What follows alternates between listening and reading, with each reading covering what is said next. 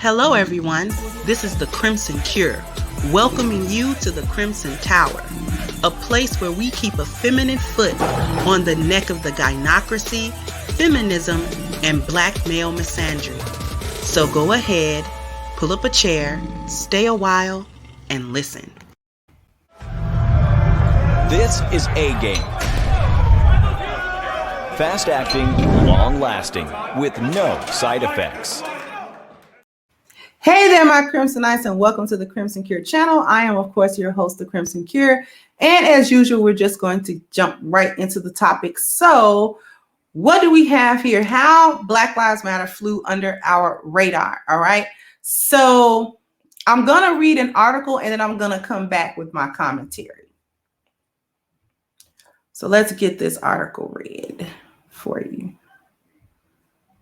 Let's see, let me go ahead and here we go.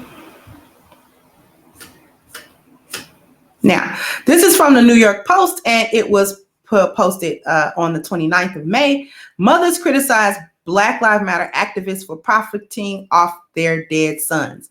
Grief-stricken mothers who have accused Black Lives Matter of profiting from the deaths of their sons condemned the group's embattled co-founder Patrisse Cullors after she announced she was stepping down from the movement.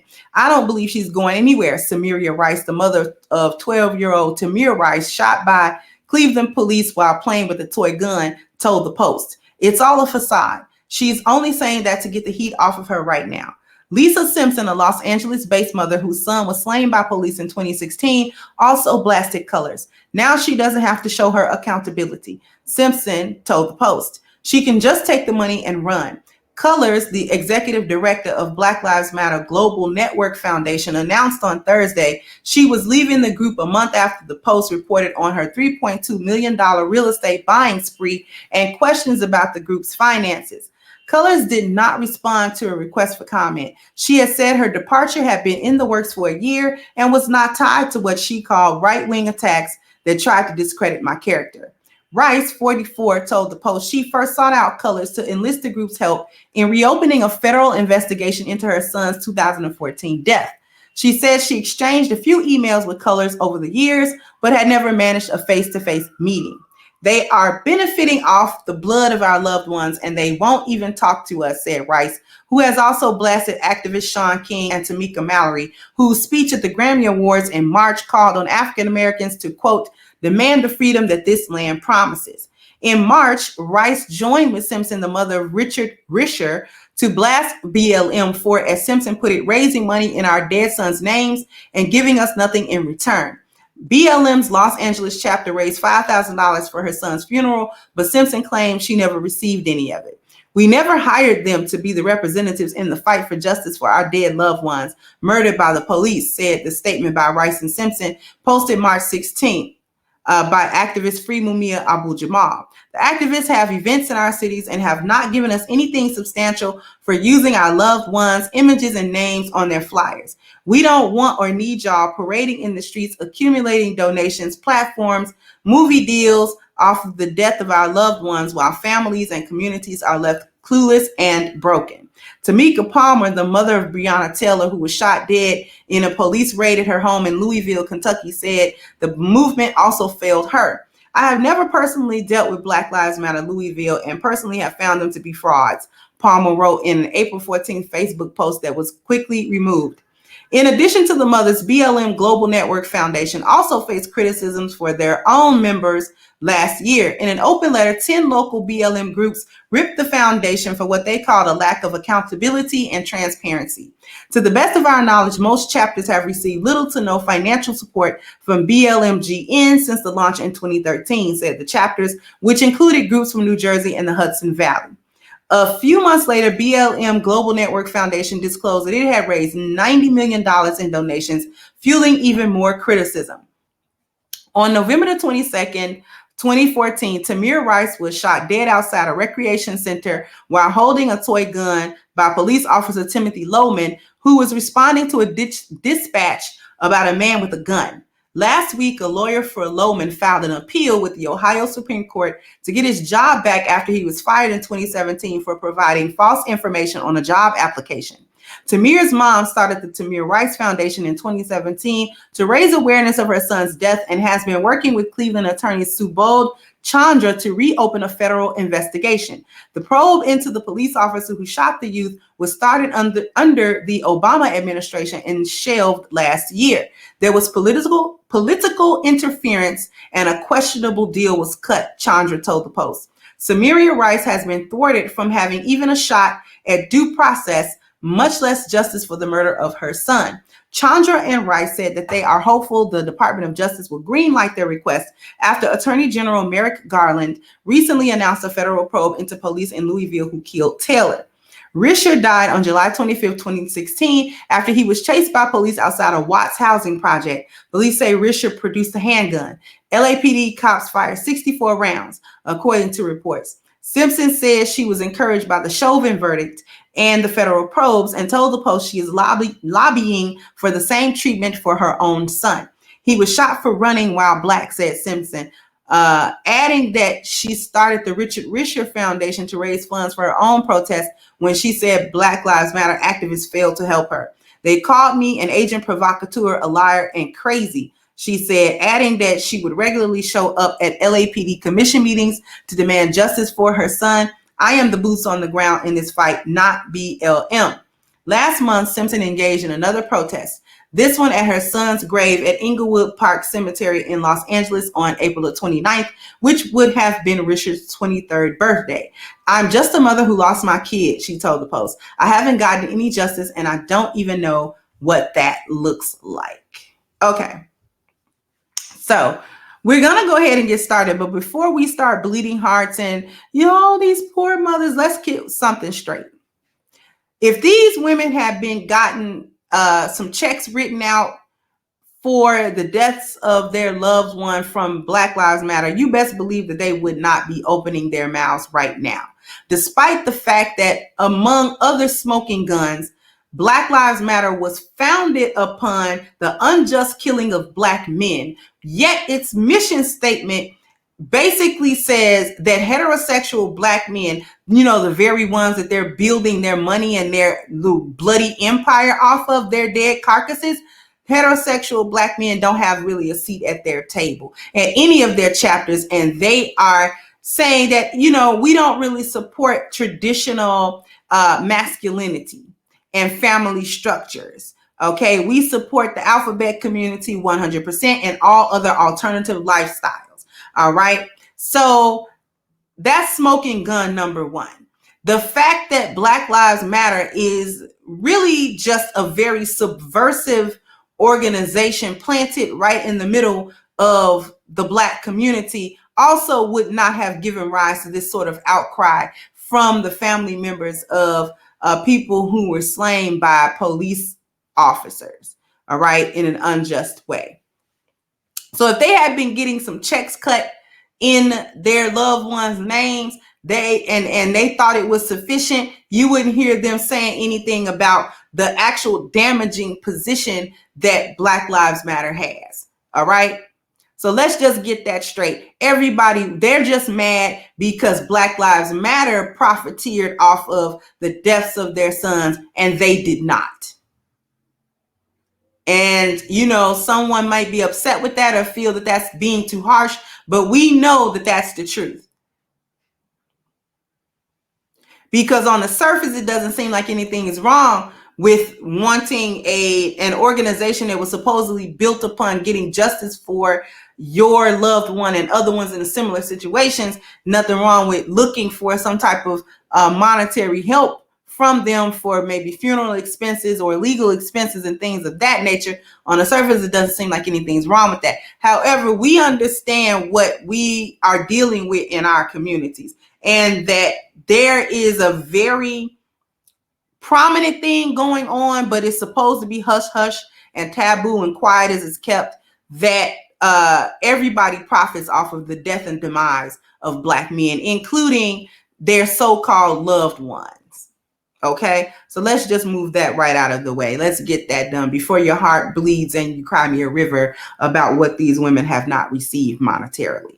Now, to get on to it, How has Black Lives Matter flown under our radar for so long? And what am I talking about? They are a subversive group. All right. Black Lives Matter as an organization has never been about the upliftment or the help for Black people, nor has it ever been about actually being there as a backup organization or anything like that to help back the legal fight that would be associated with trying to gain justice for the deaths of these various Black men, you know, who have been killed, ones we've heard of and ones that we have not. As a hashtag, it came about because of the deaths of Black men. But again, like I said before, the smoking gun is that their mission statement doesn't say anything about the men on which they are building on top of their carcasses for their empire, which is disgusting to me. But I digress. Let's move on.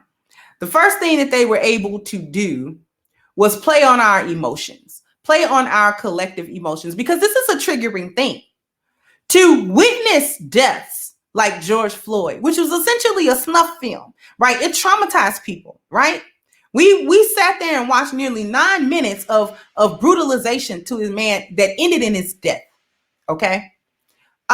These things are triggering. We've seen many videos of Black men being beaten, if not killed, right on camera. And those videos go viral. They show them on the news. They show them on the internet, you know, and they show us their deaths. All right. Which is traumatic to begin with. And then organizations like Black Lives Matter come and play on our collective emotions because we're already in a victimhood mind state as a group of people. So when we see the imagery of police, which have always long been a representative in the Black collective mind of the strong arm, portion of white survivalism in this country. And we've typically been on the short end of that stick, particularly, and even more particularly, our men have been on the short end of that stick. All right. So when we see images like that, it's automatic. Like the response is automatic. It's like, oh no, we've got to cry out. We've got to start protesting and we've got to start marching and things of that nature, right? And then those things are symbolic to us also. Getting out on the streets, marching, yelling into bullhorns, maybe even rioting, okay, that sort of thing speaks to another part of us culturally where we envision the revolution against the machine to be exactly like that. So we actually get behind those types of actions because it wraps us up emotionally and makes us feel as if we're participating in the destruction of an institution that doesn't value us and that at many times victimizes us, right? However, the problem with that is that when we're so involved emotionally, logic goes out of the window and they're able to squeak by in the details and not be transparent about anything that they're actually doing, regardless of the fact that they moved from a hashtag to an actual organization that was being backed by our government. Right? Right. Because you can't fight a system you're being paid by, can you?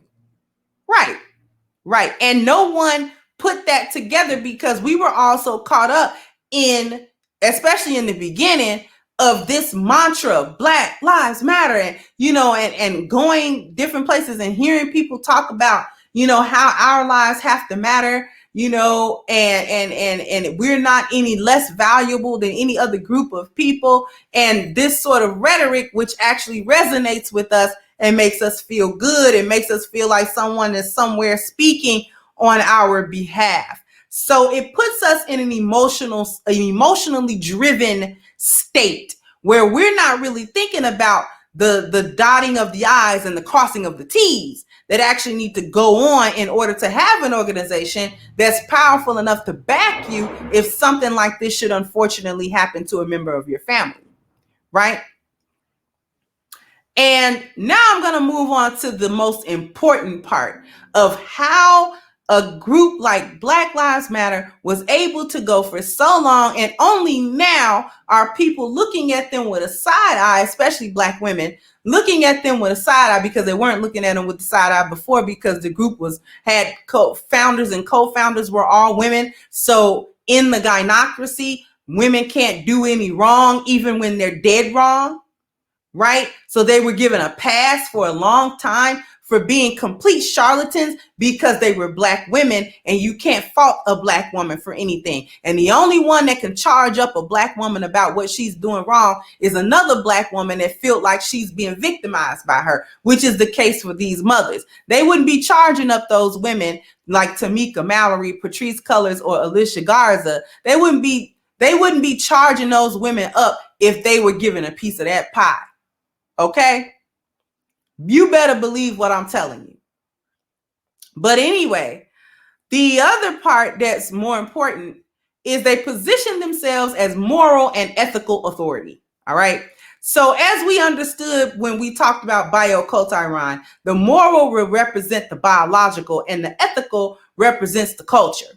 All right. So Black Lives Matter position themselves as moral and ethical authorities. The moral, they took the moral high ground.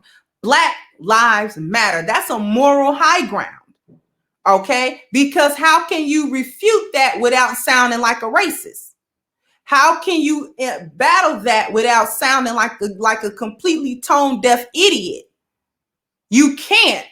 Anybody that comes along and says, well, all lives matter, or blue lives matter, or any type of counter to that, you can automatically be struck down with the racist or the prejudice label and dismissed as a Looney Tune that doesn't know what they're talking about.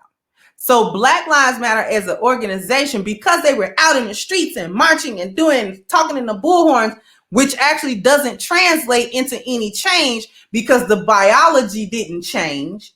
So therefore, the culture will not change. So while they're doing all of this, the biology remains the same. The mode of thinking of Black people remain the same. They actually don't do anything to edify how we think. Yet they position themselves as being a moral authority. Black Lives Matter, and that's a morally authoritative high ground, because you cannot dispute it without seeming like a fool. But then they also position themselves as the ethical or the cultural authority. They're operating not only on the moral high ground, but on through pure ethics. They've got the best ethics. We've got the best intention, right?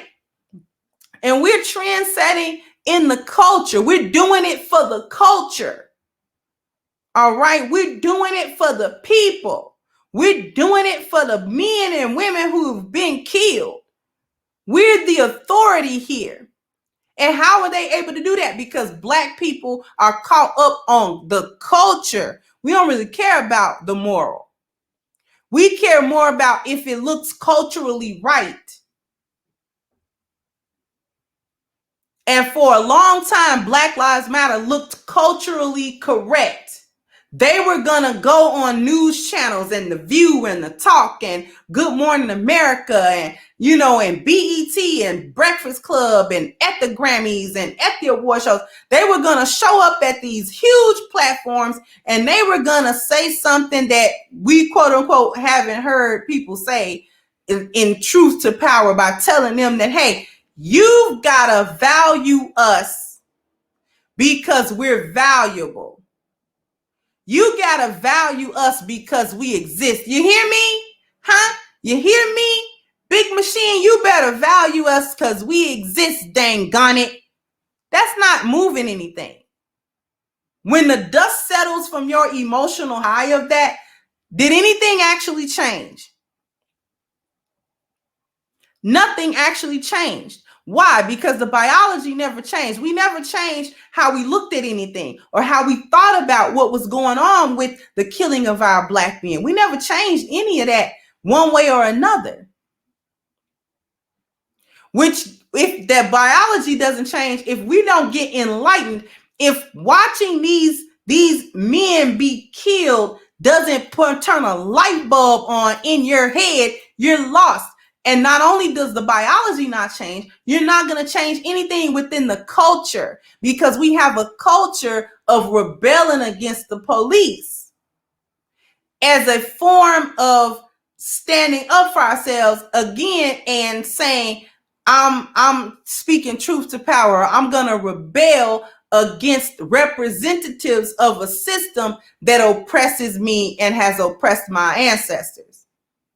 So we coming at it from somewhere inferior. We're coming at it from the underdog thing, the David to the Goliath. We take on that mentality, a lot of us, and a lot of our men take on their David, and the police officers are Goliath, and we're going to defeat them somehow.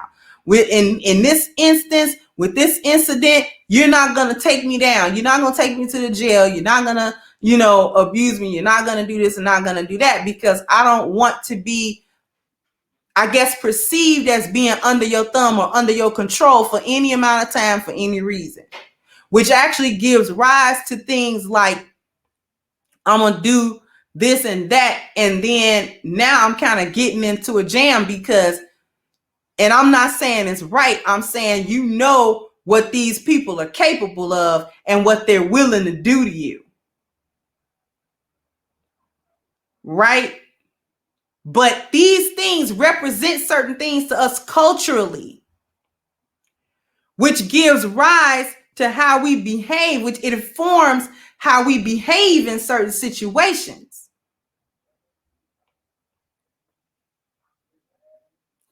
Black Lives Matter was able to fly under the radar because of these two things. They played on our collective emotions, and then they positioned themselves as moral and ethical authorities. But collectively, as Black people, we can't even really see it like that. All that we see, all that we assume is that someone has taken the mantle of leadership, which brings me back to our hero worship. Because we can hero worship an individual, but we can also hero worship an organization or the idea of that organization. That this organization is going to be now there for us. It's going to be powerful enough to actually help us. And if that entity exists, we can't tear it down. So we'll have to look the other way when we see red flags being flown in our faces about this group.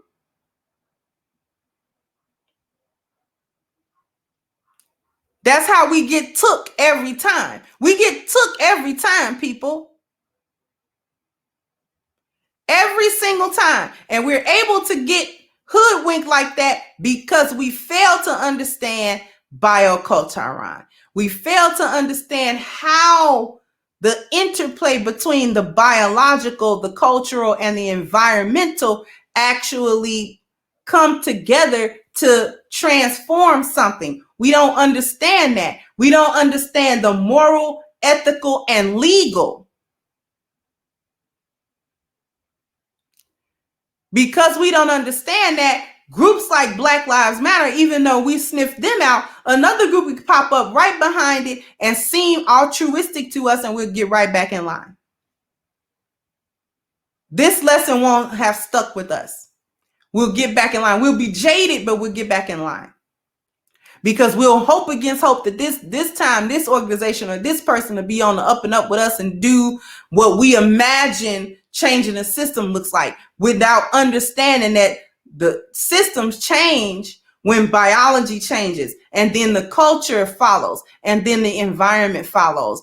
And as long as we keep not understanding that, we're going to keep falling victim and prey to people who are charlatans and people who create charlatan and shiesty shams of help organizations for us, like Black Lives Matter.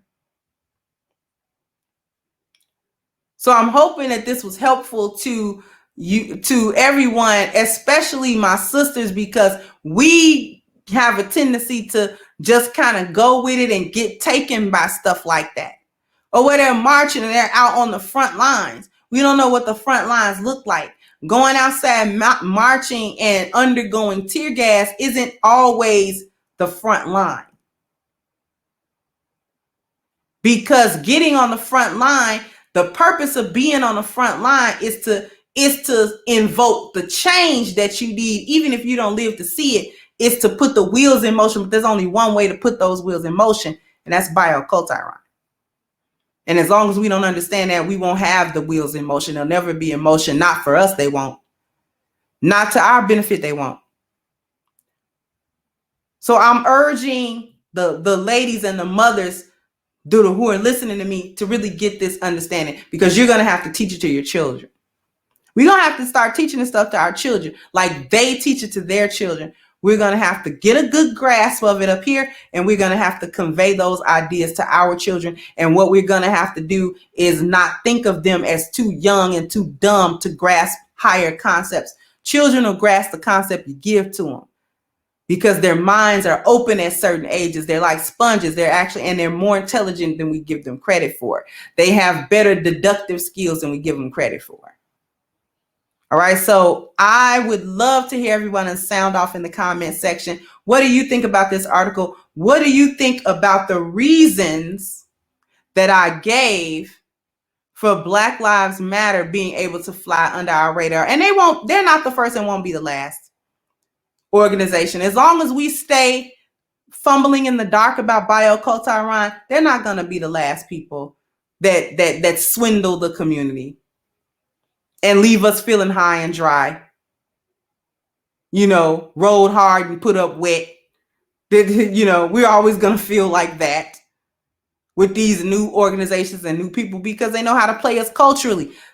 Black people can get played with the culture card because that's what we value out of the biocultural, out of biology, culture, and environment. Culture means more to us than biology or environment. And that has only ever held us back. For them, biology is the more important between the three. For us, it's culture. And we don't understand that it's like building our house upon sand. There's nothing stable about that. But in any case, like I said, go ahead and, speak your piece in the comment section. I'd love to hear what you think about any of the points that I made in this video. I'd like you to like, share, and subscribe to the channel if you have not. And with that being said, I'm going to go ahead and wrap this up, and I'll catch you guys on the next one. Bye-bye, Crimsonites. Hey guys, please like, share, and subscribe to the channel and hit the notification bell. And if you've got more to say on the topic, leave a comment down below. Also, don't forget to support our sponsor, who so graciously supports this channel by clicking the description box and the link for A-Game at agameherbal.com. You can go ahead and get a 10% discount off of your next purchase using the code Kendra10. This has been yet another Crimson Cure production, and I'll catch you guys on the next one.